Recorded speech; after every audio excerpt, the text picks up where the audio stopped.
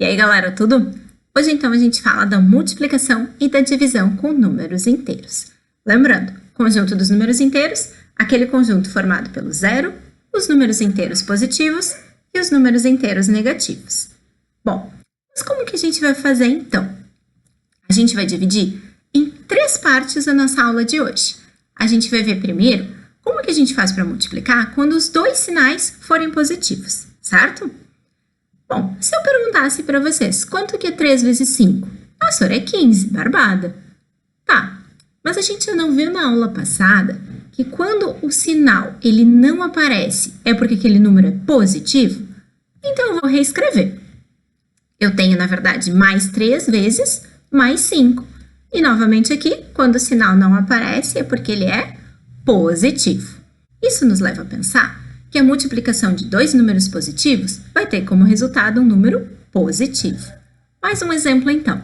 Mais 7 vezes mais 2 é mais 14. A nossa primeira observação, então.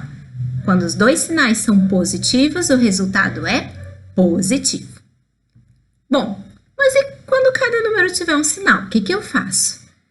A gente vai resolver 3 vezes menos 5, lembrando também da aula passada. Lembra que a gente trabalhou a ideia do número negativo como uma dívida? Então, vamos trazer isso para uma situação. 3 dívidas de R$5. Então, eu tenho 3 vezes a dívida de R$5. Bom, uma pessoa que deve R$5 para a mãe, deve R$5 para o pai, deve R$5 para o tio, ela deve R$15. Lembra que a gente usava o sinal de negativo para indicar a dívida. Então, 3 vezes menos 5 é menos 15. De novo, aquele número sem sinal é o positivo. Vamos reescrever?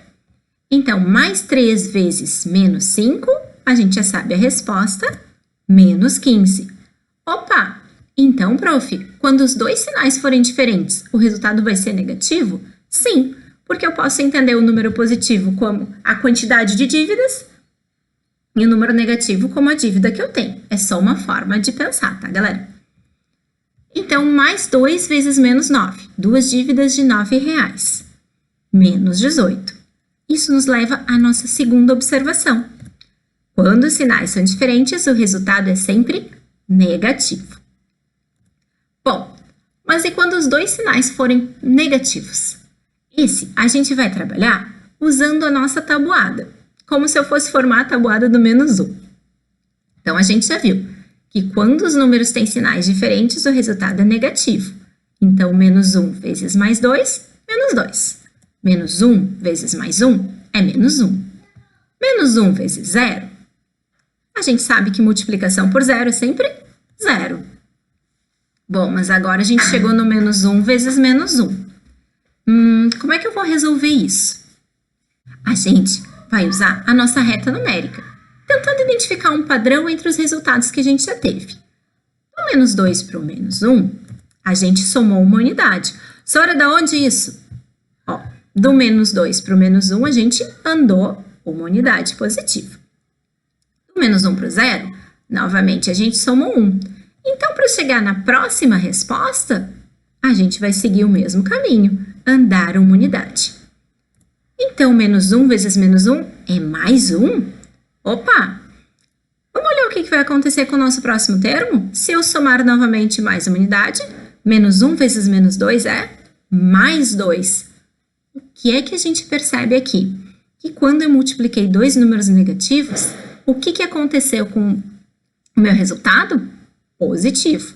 Novamente aqui, menos 1 vezes menos 2, mais 2. Se eu continuasse o menos 1 vezes o menos 3, eu andaria uma unidade aqui e teria mais 3. Então, a nossa terceira observação é que se os 2 sinais são negativos, o resultado é positivo. Em resumo, sinais iguais, resultado mais. Sinais diferentes, resultado menos. Sinais iguais, a gente sabe, resultado positivo, né? Mas eu uso a palavrinha mais para rimar e não esquecer. A gente também pode usar uma tabela para lembrar. Então, se os meus 2 sinais são iguais, mais vezes mais ou menos vezes menos, o resultado é positivo. Se os meus 2 sinais são diferentes, mais vezes menos ou menos vezes mais, o resultado então será negativo. O mesmo vai valer para divisão. Então, se eu tenho 12 dividido por 3, 12 dividido por 3 é 4. Sinais iguais, resultado, mais. 25 dividido por 5 é 5. Sinais diferentes, resultado, menos. 18 dividido por 6 é 3. Sinais diferentes, resultado, menos. 28 dividido por 4 é 7. Sinais iguais, mais. E 8 dividido por 2 é 4. Sinais iguais, mais. Sora, mas e se eu tiver vários fatores? Porque com 2 sinais é só decorar a regrinha, pronto, acabou. O que a gente vai fazer?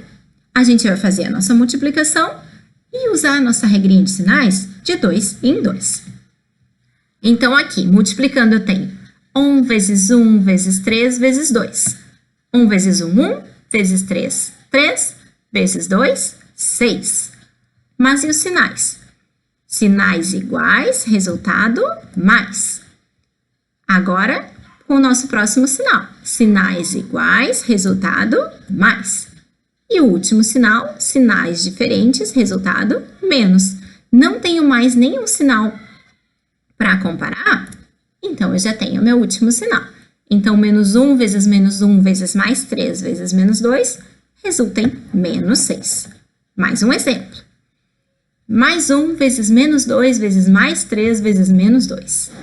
Multiplicando. 1 vezes 2, 2. Vezes 3, 6. Vezes 2, 12. E qual vai ser o sinal?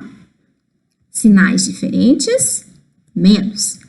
Novamente, sinais diferentes, menos. E agora eu tenho sinais iguais, resultado, mais. Então, como eu não tenho mais nenhum sinal para continuar a minha comparação, mais 12. Certo, galera? Então, o que tem que ficar da aula de hoje? Essa regrinha só vale para multiplicação e para divisão. Não vai valer para as contas de adição e subtração que a gente já viu na aula passada. O que eu tenho que lembrar delas? Sinais iguais, resultado, mais. Beijo para vocês, até a próxima!